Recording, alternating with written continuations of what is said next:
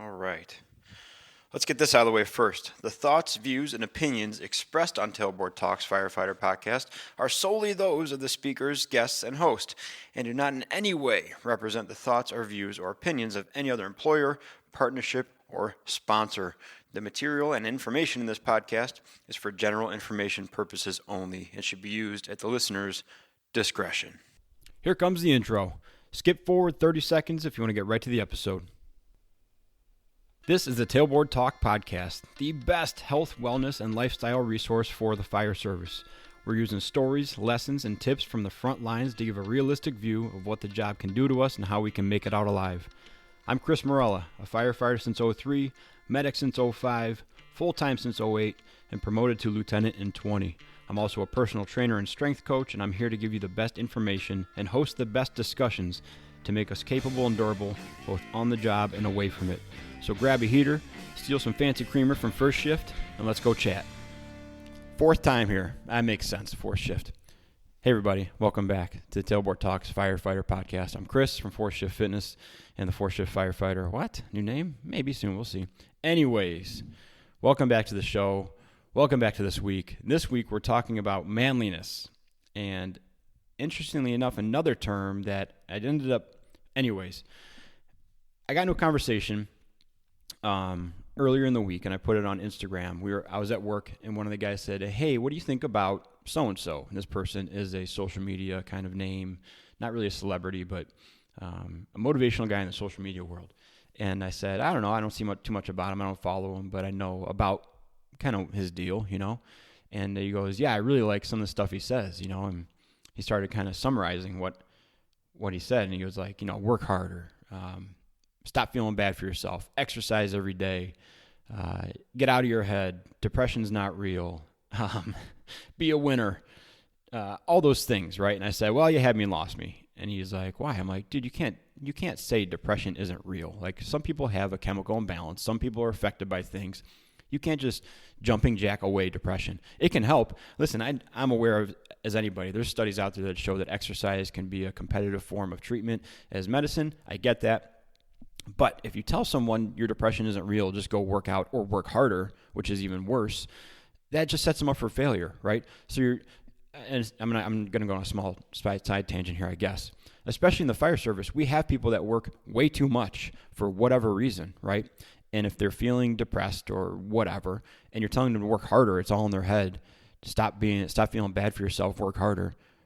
All that, if they take that literally, all that makes them do is see their family less, spend less time doing things they enjoy, spend less time investing in themselves, literally work harder, do more work, do the thing that's actually causing your problem, and stop being such a little whiny person about it. Okay. So no, it doesn't make sense to me. I understand the sentiment behind it. I understand the idea behind it. This is the conversation that this kind of devolved into. I said, don't you think that's a great way for someone to ignore their actual mental health needs and just work harder and just keep ignoring it? This is what I'm doing. I'm working hard. I'm not going to address it. I'm just going to work harder or exercise more to get myself out of this mental jam. Doesn't that kind of feed into the mental health crisis they're already having? Anyways, starting off strong with this one. So we kept talking, and I said, well, what are you really looking for? And he's like, well, I think that's where a lot of the youth these days is what a lot of the youth these days is lacking. They're lacking those manliness kind of tenets, like working hard and being perseverant. I'm going to keep looking at my notes here because this is what happened when I tried to formulate this idea in my head. I was scattered, just totally scattered. So I have a bunch of notes written down here.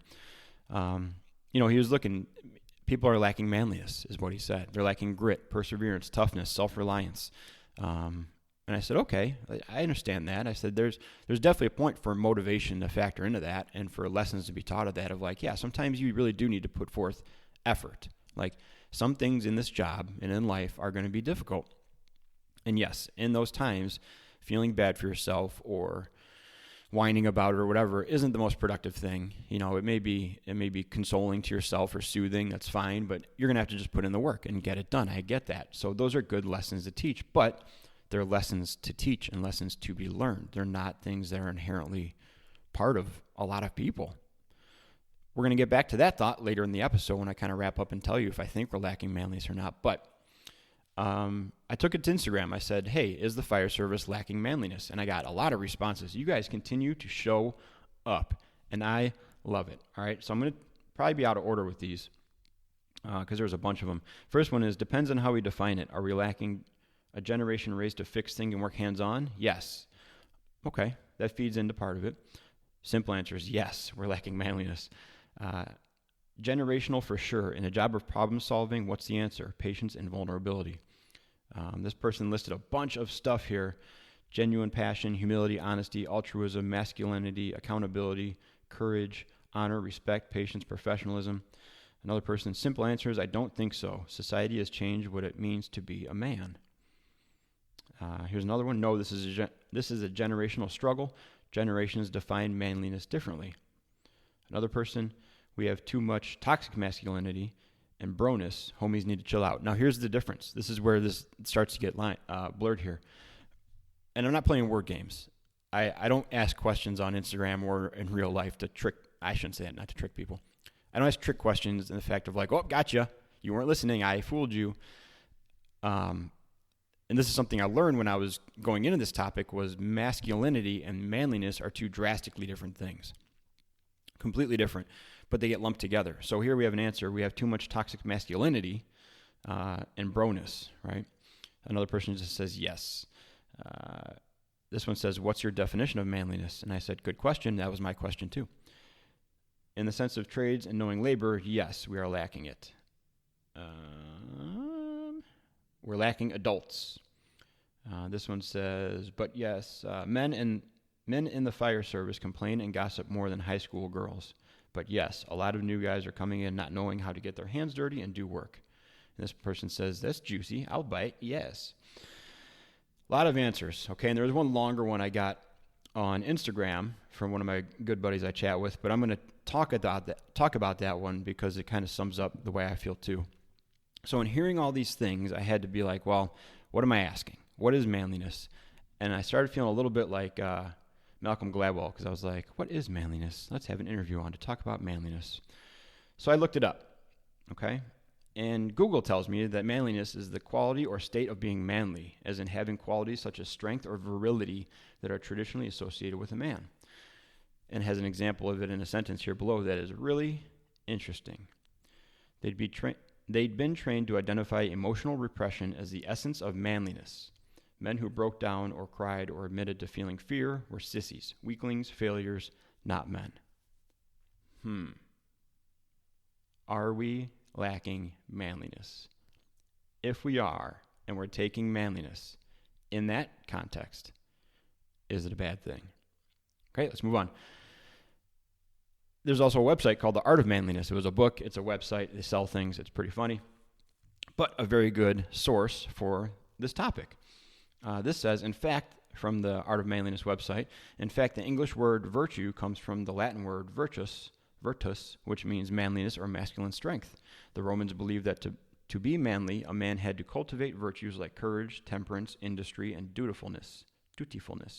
Thus, for the ancient Romans, manliness meant living a life of virtue. Okay, so now we have two different things here. We have manliness, which means living a life of virtue. Okay, and in the Art of Manliness website, it goes into be like thriving, flourishing, becoming the best version of a man you can be, not necessarily tying it to specific things besides honesty, integrity. It's virtue-laden is manliness, okay? So not necessarily physical. Now, masculinity has more physical characteristics, okay? So a quick Google search of masculinity, strength, courage, independence, leadership, assertiveness. We have muscular, fighter, assertive and firm, financially well off, not a gossiper, willing to make sacrifices, not crying, honorable.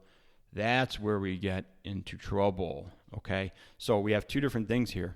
And like I said, this isn't a word game, but we're going to explore it a little bit. Are we lacking manliness? Are we lacking masculinity? Two questions. Okay, so what does it mean to me? So I had to reflect all this stuff off of me now. What does manliness mean to me? And what does masculinity mean to me? Being a man means something to me, okay, and it's abstract. But here's how I view it, okay? There's the physical side and there's the behavioral side. On the physical side, I do have certain expectations of what a man can do. And those are less about the gender and more about the ability, okay? There's a certain amount of weight, a certain amount of conditioning or output or endurance or strength or whatever that I expect a man to be able to handle or accomplish or work through or endure. That exists in my brain compared to a woman or a female or anything, okay? But I don't compare it against that, because that level is what I'm looking for to be the acceptable level for people I work with in the fire service. It's independent, if that makes sense. So take it out of context, take it in abstract, and I expect my coworkers to have this level of ability. And in my mind, I equate that to a man, okay? And I do that because in my mind, man is on the same level of word as professional. So you have a boy, a dude, a guy, and then a man, okay? In the same way, in my mind, we have an employee, a worker, a guy, whatever, a professional. So in the Art of Manliness website, it kind of sums us up too. Gross. I forget I'm on camera. In the Art of Manliness website, it also sums us up too. It says there are two ways to define manhood. One way is to say that manhood is the opposite of womanhood, and the other way is to say that manhood is the opposite of childhood. And that's how I view it, the opposite of childhood. You possess these things that a full-grown, highly functioning adult possesses. Okay. Now, masculinity, different conversation, right? Because it brings in ego, ignorance, protective measures, machismo, all those things, right? All those things that can be damaging. And the word for that was like the toxic masculinity one. But I want to change that too. I have a little note in here to talk about toxic masculinity at the end. I'm going to talk about it in the middle here. When I was working at my old job with Tim, the mentor who passed away in a couple episodes back, I learned that one of the worst things you could be called was ignorant. Not any four-letter word, not any rattle-off of combination of insults, but if someone was called ignorant, that was it, man. That was highly disrespectful, highly dismissive, telling of their character. It was an absolute death blow to be called ignorant. And in the middle of a conversation, that was a turning point in the conversation. You wouldn't pull that out unless you were ending the conversation altogether or looking to blow the conversation up for the rest of your life. I understand the phrase of toxic masculinity, but it also gets whipped around just like every other kind of common cultural term. Excuse me. So I'd like to replace toxic masculinity with the word of ignorance. You're being ignorant. You're being ignorant of your own faults, your own fears, your own emotions to protect yourself, and you're being ignorant. You're over projecting. You protest too much. That old saying, "Thou dost protest too much." You're being ignorant, or you're trying to overcompensate because you're being ignorant of other people's emotions, needs, and requirements. So you're going to be overly ignorant to that. You're being ignorant. That's what toxic masculinity is to me. It's usually an outward action of ignorance. So I just want to put that out there. Maybe that frames a little bit differently in your head. Maybe that makes it more palatable for you, because sometimes when you hear these relatively new formed words that explain something that we know what it is, but not really, we tend to brush them aside. We're like, someone's just being dramatic and creating a word for something. But let's just not do that, okay? But it is. I think it's a form of, or it's akin to ignorance. So if you hear someone say that and you're struggling to accept it or consider that a real term or a term that you should pay attention to, frame it as ignorance next time and see what that does. Now I need to go back. I missed a story here. I do the be a man thing too sometimes, but I usually do it with physical stuff. We've all heard of like the dangers of saying just be a man, suck it up with mental stuff, right? Mental health stuff, and people who are struggling, be a man, don't cry.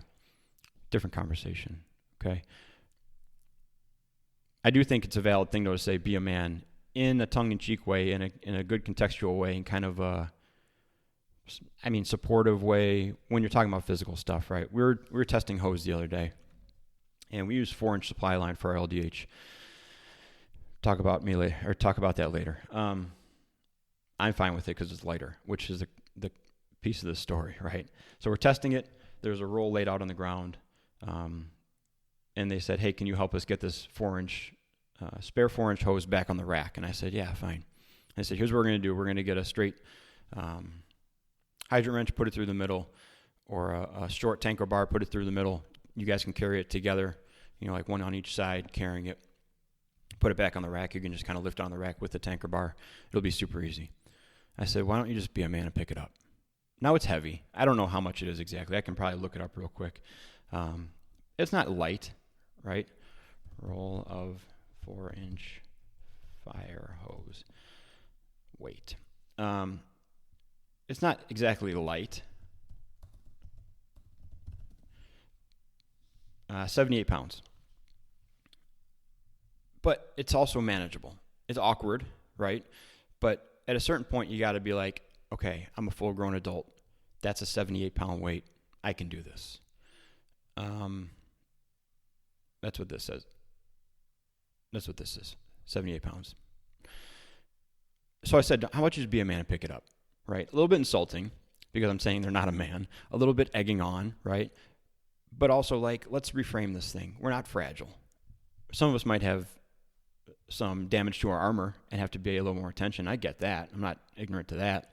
But at the same time, we can pick people up. We can lift things. We can move things. We can be strong. We can embody some forms of masculinity in order to not hamper us or hamper the operation or make more people do the work that we should be able to do. And that's the level of masculinity expectation and physicality I have in my head. Physicality, another great Nate Palin term. But that's what I have in my head for that. So just understand that not all forms of masculinity and boastfulness and ego are necessarily ignorant or toxic. I think that's also an important thing to kind of contextualize and put out there. Okay, so are we lacking manliness? And are we lacking masculinity? Here's my thoughts. Yes. Yes, we are. But we have no choice. Let's talk about manliness for a second. We have no choice. We hire young adults. We hire kids right out of college. We hire people young in their years, young in their careers, who need to be taught lessons. Of course, they're lacking manliness. That's a discovered and a learned and a modeled trait. Of course they are. The people who are professing that we probably are lacking manliness were no doubt lacking manliness when they got hired. But over the course of 20 years, you observe things and you get taught things and you model your behavior and you grow and you change as a person and then you develop what I consider manliness. I think that's a reasonable thing to say. So when you, as a 40-something or 50-something with 2 decades of this environment, look back and you look at the new generation and they're raw and they don't have a lot of real world experience. And now they're put into these extremely stressful and labor burdened situations and maybe physical situations they've never been in before. Maybe they didn't play sports at a high level or even a medium level where they were made to push themselves to a level of possible failure and or quitting. Maybe that never happened. That's reasonable. We have this image in our head that everybody in the fire service comes from D1 or pro sports or something, bioengineering, something. That's not true. We're general population, man. We're a lot of times people who didn't fit into sports, didn't fit into social stuff, not necessarily the misfits and the outcasts, but there's a section of that, right? So then we look with us with conditioned by 20 years of being in the job that we know and we're comfortable with, and then these people coming in with no comfortability in anything, and then we expect them to step into this highly uncomfortable world, and then we tell them that they have a lack of manliness and masculinity. I definitely think we are lacking manliness and masculinity, but because that's how it's always been. We've always lacked it. We've always lacked it with the people we hire because that's the name of the game. Now, masculinity, we create that problem. We do. We create that problem. And I believe we create it in their first year in probation. Because for a year, we tell them not to be masculine or manly. We tell them their job is to be subservient, obedient, compliant, studious, all those things. We tell them their job is not to be masculine and not to have ego and not to have boastfulness and not to show strength and not to show conflict. So we create that. We put them in that role to be not masculine and not manly. Then they get off probation and they start finding their way. but they're coming from a place of being so low down here, and we expect them to be so high up here because now you're a professional firefighter. You should just be a man now. You've been proven to be a man. Flip the switch and get up here. Come on. Not realistic. So yeah, we're lacking masculinity because we teach them not to be. And I'm talking about extreme circumstances, maybe, right? Because each side of the spectrum can do just as much damage. There's some departments around us who are so degrading to their new guys. They're so punitive to them. They're so harsh to them, exclusionary, that when they get shipped out to other stations, the other stations have to like treat them like a shelter dog. Like, hey, come on, come out of your shell. We need you to talk to us. We only have 5 guys at this station. We need you to be part of the team. And when they go to the bigger station, they're beaten on so bad that there's 12 guys there. They can push one off to the side and use them as a punching bag for the day because they're not going to rely on them. There's departments like that around us. Then there's departments on the other side where it's like, day one, hey, you got the job. Don't worry about it. You're one of us now. Kick back. You got nothing to worry about. You've proven yourself by being hired. Both ends of that spectrum create the same poorly functioning, poorly adjusted individual after their first year. My department, I think, does a pretty good job, a mix of them. We do a lot. Our probation year is a lot. It's very intensive. There's a lot to do. It's overwhelming for some. It's a lot. But it's backed by a training division that is there to encourage and empower. And we talked about empowerment in the last episode, the mentor episode with Joe Galley. You can't tell someone they're nothing and tell them that they have to clean your toilet and vacuum your floor and wash your dishes and then not empower them to do the job, and also tell them you need to be subservient on calls and be quiet and follow orders and only follow directions, don't problem solve. I'm the one thinking here. A thinking fireman is a dead fireman. You can't do all those things and not empower them ever and then expect them to give you the traits back that you view as idealistic and professional and manly. Why would they do that? So you have to balance this stuff out. Yes, their job is to clean the station. Yes, their job is to vacuum, wash the rigs, whatever your station, your department says is their job, yes. But your job is to empower them, and your job is to give them the tools to be manly and masculine and grow as a person and grow as a human, because that's what we're getting in the fire service. That's what we've always gotten. Very few times when we hire people are we getting adult men coming in and transplanting from one adult profession of hard-working, labor, time-tested, battle-tested, and transplant to this one. What we're getting is people growing up. That's what I was. I was a person growing up, and I grew up in the fire service. And I was fortunately surrounded by people who didn't say, that's not my job to raise this person. That's not my job. Let someone else raise them. I'll teach them how to force a door. I was surrounded, fortunately, by people who said, you got some issues, dude, and we're going to teach you how to force a door, but you got to get your act together. And these things that you're doing, that's not how you act around adults and professionals. Those are lessons. So at a certain point in this conversation, professing that we have a lack of manliness in the fire service and a lack of masculinity, unfortunately, that reflects it right back on you. What are you giving them to emulate? What lessons are you teaching them? If you don't teach them anything, you're going to see the same thing throughout your career, just like you would have been if someone didn't take the time or make a point or do what they thought they had to do to model and mentor and coach and assist you, whether you know it or not. So the conversation is like talking to a mirror. We have a lack of manliness.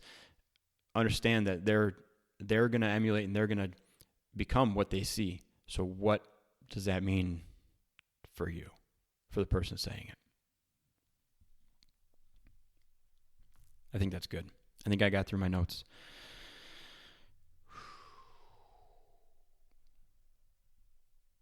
Yeah, I think that's pretty good.